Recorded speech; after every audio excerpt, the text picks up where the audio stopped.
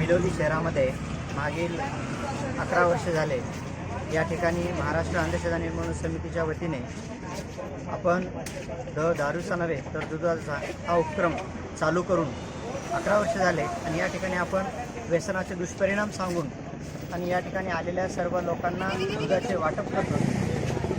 व्यसनामुळं दुष्परिणाम किती होतात हे आम्ही जवळून पाहिलेलं आहे। अनेक पिढ्या बर्बाद होतात, अनेक कुटुंब बर्बाद होतात।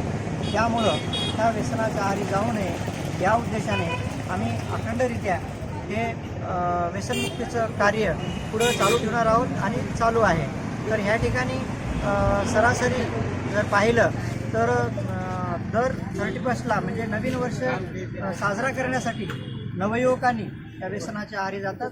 म्हणून आजचा दिवस आम्ही निवडलेला आहे आणि या दिवशी आपण लोकांना प्रवर्त दारूपासून दूर नेण्यासाठी त्यांना दूध पोषक असते, दूध घेतलं पाहिजे, दूध घेऊन नवीन साजरा केला पाहिजे हे संदेश देत आहोत। आणि सरासरी 100 लोकांनी जर दारू प्यायला सुरुवात केलं तर त्यापैकी 20 लोकांना दारूचं व्यसन लागते।